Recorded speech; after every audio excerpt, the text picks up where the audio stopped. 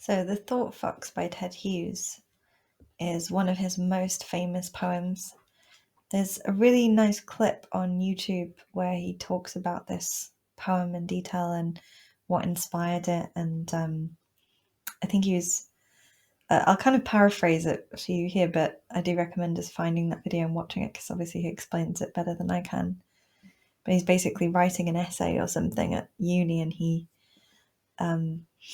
maybe when he worked at Cambridge University rather than when he was a student there, I think. He was trying to write something and it wasn't going very well, and he got very angry. And he sort of scrunches up this piece of paper and throws it in the waste paper bin. And then it's the middle of the night and he looks out of his window and he sees a fox go past his window. And so the experience of that sort of shocks him, and he writes a poem immediately about the fox. But it's not exactly the fox that he sees, it's also a fox kind of in his mind, or the symbolism of the fox and what the fox represents. So it's kind of about creativity and spontaneity and imagination, and how if you're a creative person, you might be trying really hard to work on something that just doesn't work, but then if you just sit back and observe something around you, that might suddenly give you inspiration.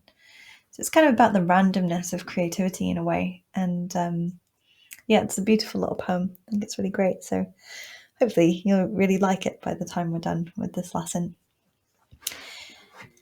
So yeah, it's not too hard of a poem to read. It's in copyright still, so I can't read it aloud for you. So I want you to just look through the vocab really quickly and then just go to the poem, read it aloud to yourself.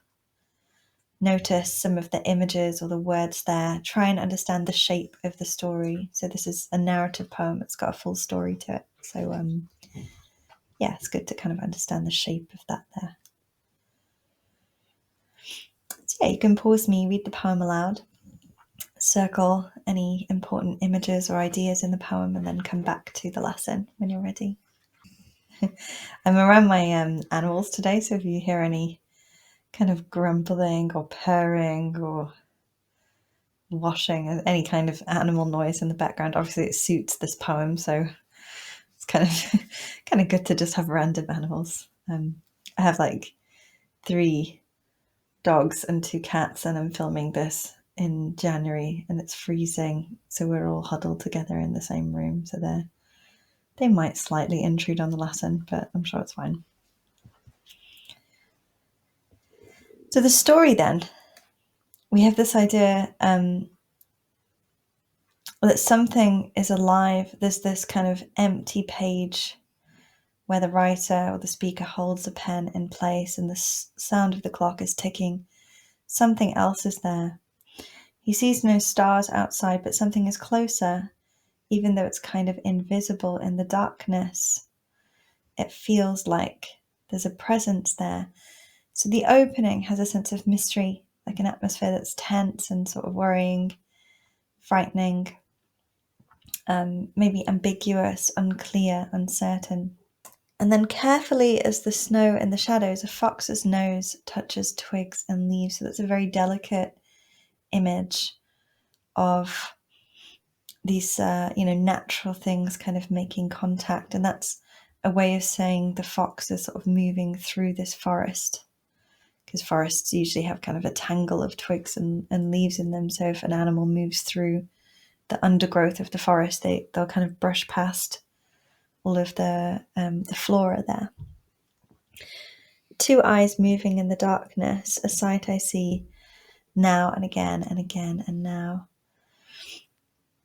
The fox leaves tiny footprints on the snow. So the bit in the poem that's like now and now and now, that actually relates down to the subsequent stanza of the footprints. So he sees these kind of, prints kind of now and now and now. So that repetition of now is really significant in the poem. It's maybe something that you highlighted when you read it aloud to yourself. It's basically, every time he says now, that's like another stamp from the fox's footprint, like another print on the snow. And so we've got this idea of this fox moving through a kind of murky, dark landscape that's also cold, snowy. And it's going about its usual routine. And it's just kind of, carrying on its day. Depending on where you live, you might be or not used to. You might be used to or not be used to. Sorry, it sounds too much like Hamlet, doesn't it? You might see foxes around, or you might not see them, depending on where you live. And I really want to say that is the question, but I'm not going to. Yeah, so there might be foxes around where you live, especially if you live in a city. If you live in a city in the UK, they're a really common thing that you see at night. I go through walking through parks, or there's a forest at the bottom of my road, and I bump into them all the time, but they're also quite shy, and they do keep to themselves, and they kind of move in and out of shadows to sort of be safe. So it's a really good portrayal of the behavior of the fox. And it's kind of like the speaker's keen sensitivity, like his alertness to the very secretive workings of nature, allows him to have that kind of semi-perception where he sees this fox going in and out of the darkness and in and out of the forest. So it's almost like he has to be in the right state of mind. His mind has to be really finely tuned to nature, and then he can pretty much just about make out the fox and the movement of this fox. So the fox is going on its usual routine, and with a sudden and strong sort of stink of fox or smell of fox, like it's almost like he has this kind of like overwhelming impression suddenly of the fox. It enters his thoughts like a dark hole. And then the windowsill's dark, the clock keeps going, the page, I think in the actual poem he says the page is printed, but here is a sort of translation of it, so the page is written. So it kind of emerges, the fox kind of behaves in various ways throughout the poem, and then it disappears at the end, and what it leaves, the kind of impression that it leaves behind, a bit like the footprint on the snow, is this poem itself. So I really like the ending, the kind of compressed sentences at the end of this poem is really good. So yeah, it's almost like it's kind of in his subconscious, this idea of the fox, and it emerges suddenly to his consciousness, and when he suddenly becomes aware that he's thinking of the fox, it's like that's all he can think of all of a sudden. That's kind of how I interpret that last stanza. So it's a poem about memory, about inspiration, about observation of the external world, but also observation of yourself and your psyche and your inner world. So quite a complex poem, really. On the surface, just about, watching a fox outside your window late at night. But if you go deeper, it's a lot, there's a lot of those connections going on between the process of turning something that inspires you into a creative product, which is this poem. So yeah, there's quite a lot here on the Speaker and Voice. I'm going to sort of whiz through it quite quickly, but you can download these documents from the scribbly.com page if you want to kind of read them more detail in your own time. You can also print them there as well. So yeah, it's kind of like a poem within a poem, as I was saying. There's, this poem about the fox moving around at night, but there's also this poem about the speaker writing the poem about the fox moving around at night. So it's as much about the writer as it is about the subject, which is quite a clever kind of double nature to the poem. The forest is kind of like a forest of the mind, of their imagination. There's a really good poem by Robert Frost, who Ted Hughes loved, called Stopping by Woods on a Snowy Evening. It's one of my favourite poems as well. And that uses the idea of the woods as a symbolic sort of dark space in the mind in a really similar way. So if you want to do an interpretation of this poem to do with the forest representing the dark corners of the mind, then I would, just read Frost's poem as well, Stopping by Woods on a Snowy Evening. Because they're quite connected that way, I think. Yeah, so this kind of idea that something else is alive means it sort of emerges in this kind of murky way. He's not quite sure what it is. And it's almost like that moment where it's got the prints in the snow. He's getting really excited by it. And then he has the smell of the fox, which is, I think, a metaphorical smell. I don't think he would actually, they're not so smelly that you can smell them from really far away. So it's like, it just means that he gets such a strong sensory impression of the fox that he's overwhelmed by it, not that he can actually realistically smell the fox. So as the fox scampers over the snow and makes prints, his pen sort of scampers over the page and fills it with letters. And there's some kind of deep connection there between the behavior of the fox and the behavior of the writer, in a way. So we have a lot of metaphors and a lot of symbols as well. You can maybe take your own time to sort of unpick those metaphors and those symbols. Now that I've given you the overall interpretation, you should be able to kind of understand them in a bit more detail. There's also a lot of imagery, so it's good to kind of go through and circle the imagery. Not all of that is visual. So some of the imagery will be, visual images, things that appear as sight images. But, when you're talking about the sudden, sharp, hot stink of fox, that's a olfactory image. That's a smell image. It's also got that alliteration there. So you can find multiple techniques within those metaphors or within those images as well. Yeah, and the entire poem pretty much is symbolic. So you can sort of pick anything really from, the poem and turn it into a bit of a symbol. So the pen represents the speaker's kind of craft as a writer. The blank page represents his lack of inspiration, or maybe his mind, the fact that his mind's going blank. So pretty much everything in that poem kind of transfigures into some sort of symbol for something. There's also a lot of suspense. So we've got this idea of, slowly revealing the fox and the nature of the fox kind of emerging out of darkness, which is really kind of a structural point, but you can also try and find the moments or the words that contribute to that suspense and then do a language analysis of that as well.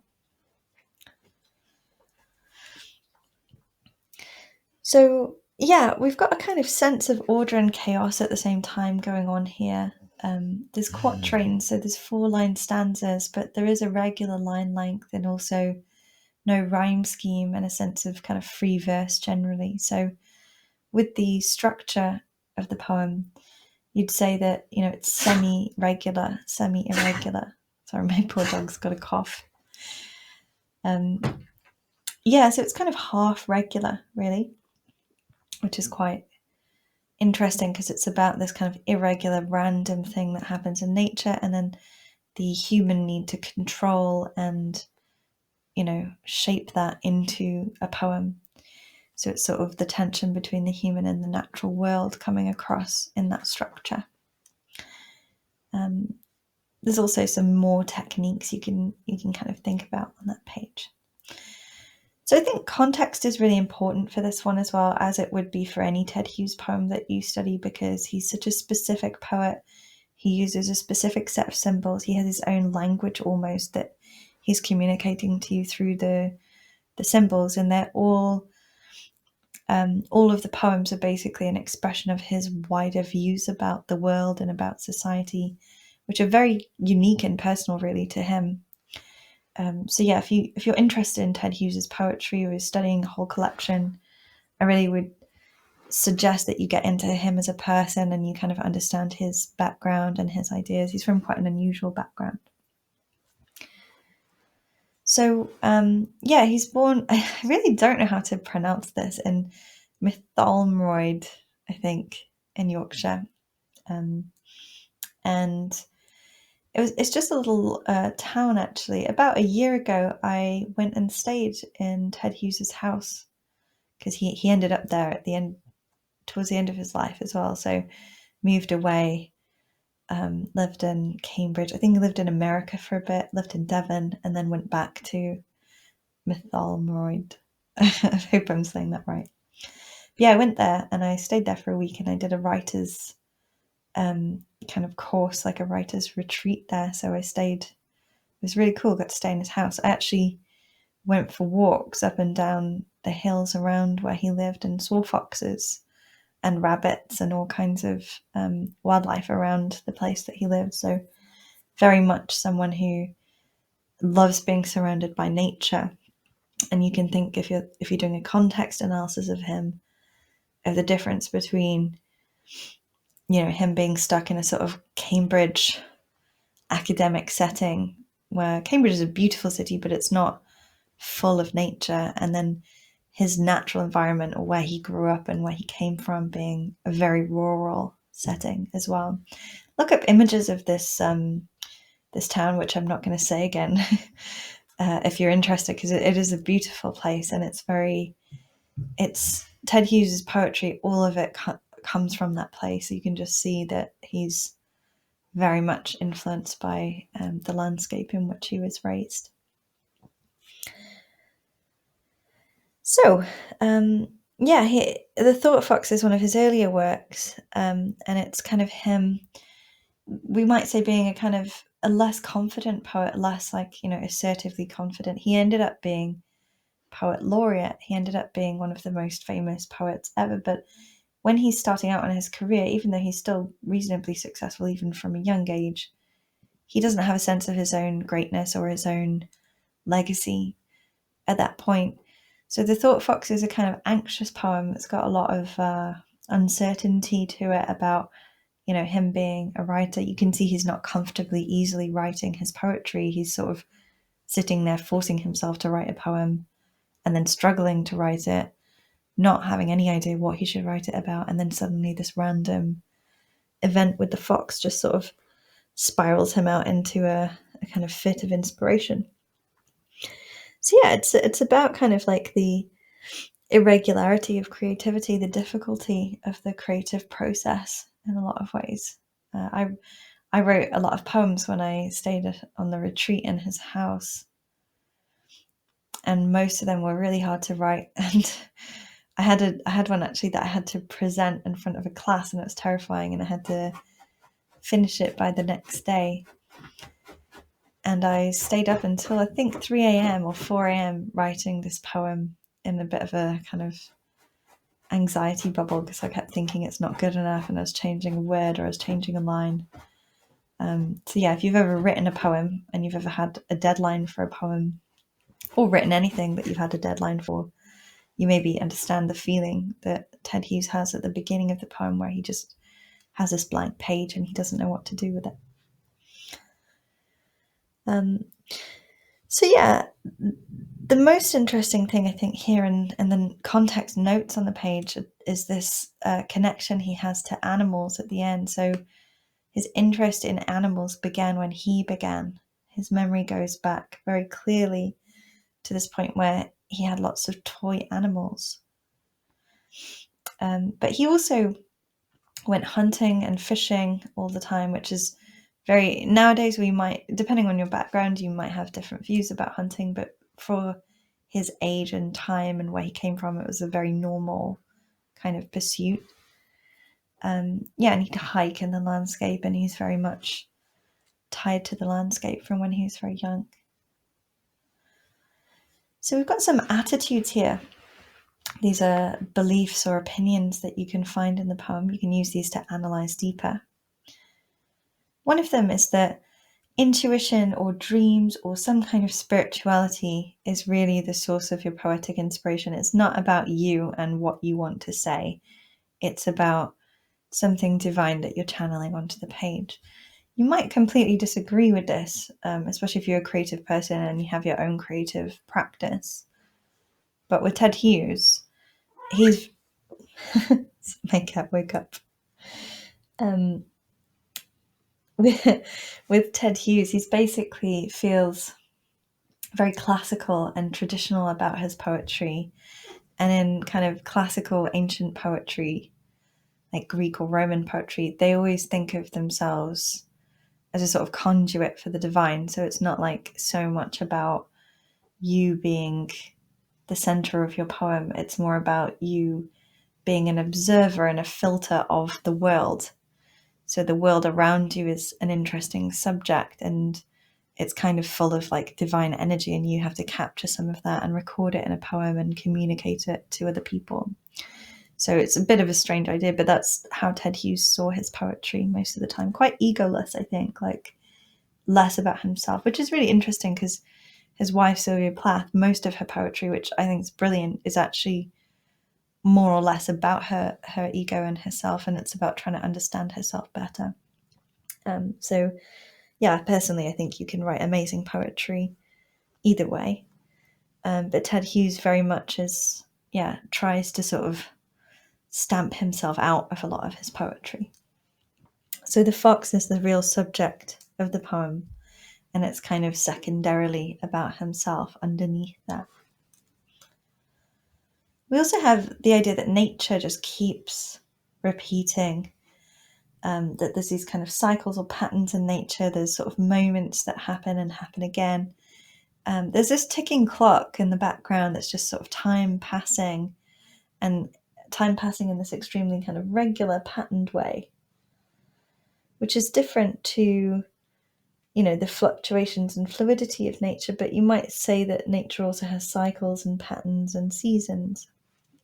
So we know the seasonal setting is winter. We know that the fox going through the snow in and out of a forest is very much a thing that happens regularly in nature. Like down at the bottom of my garden, there's a forest now. It's January. It's very dark. It's not quite snowy, but it has been snowy recently. And I know that even as I'm filming this, there will be foxes just there next to me running through the forest. So it's a common trope that you see in nature. So the final one, which I think is really interesting, is like, when do you end a poem? When does it finish? And it's sort of the fox disappears quickly, the poem wraps itself up quickly, the page is printed, it's finalized really quickly. And sometimes when people write, they take ages and they go back over the poem over and over again, kind of like I was saying I was doing when I was at Ted Hughes's house writing my own poems. But this one does something so natural and spontaneous about it. It's almost just like it pours out of his head. It's on the page, it's immediately structured, it's just completely ready, and there's no need to change or do anything with it. So again, that kind of divine inspiration, that sort of shock that the poem just appears there, is quite paramount. This is a link to the interview, actually, so you can maybe copy this link or download this from the scribbly.com page just to sort of have access to that link, or just find it yourself just from searching, because it does come up quite easily. But yeah, he wrote this poem by accident. So you can kind of watch this little interview. It's only a few minutes long, where he's talking about the poem and why he wrote this poem. So as a task, I want you to reflect on your own creativity. It doesn't matter if you don't really consider yourself a creative person, because creativity is just something that all humans do in one way or another. And it doesn't have to be like, you're an artist or you're a singer. You might be, but most people are kind of creative on a more small scale or a more personal scale. Like I don't know, maybe you do knitting, or maybe you really love making food, or you are really into fashion and you have kind of like, you're interested in different designs for your clothes, or you like flowers and bouquets of flowers. There's almost endless ways that we can be creative in life, and pretty much everyone has some sort of creative outlet, because it's quite important for most people's minds. There's a few exceptions perhaps, but I think most people really need some sort of outlet for their creativity in life. So I want you to think about your own creativity and yourself as a creative person, and just write some notes here about how you use creativity in your life. And you might think about some moments of inspiration as well. Has there been a time where you're really stuck trying to make something and you just had no idea what to do, and suddenly you had a flash of inspiration, and what created that inspiration, and how did that affect the creative thing that you were producing. So yeah, basically you kind of think about your own thought fox at this moment, and you think about your own process of creativity, and and write down some notes there. So when you're ready, there's some tasks and exercises and essay questions just on the final page for you to have a go at. And all of them really help a lot. The essay questions are the hardest, so leave those till last. You might want to plan a few of those, but only try one full essay, something like that. And then if you're studying Ted Hughes in general, or you want to download this document, or you just want extra help with English, you can go to scribbly.com, and we have loads of video lessons and help with tutoring and lots of downloadable stuff from there, lots of things for teachers and students alike. So all kinds of things if you go to that website. So yeah, hopefully this has been interesting for you. It's been a bit of a trip down memory lane for me. So I've been like, oh yeah, I was at Ted Hughes's house and I saw foxes. So it's done what poems should do, which is kind of help you reflect on your personal experiences that connect you to the ideas of the poem. So yeah, I love this poem. I think it's beautiful and really kind of simple but deep at the same time. So hopefully you really love it too, and you're feeling quite confident on it now with your studying. So yeah, thank you very much for listening, and I'll see you guys soon in a future lesson. Bye for now.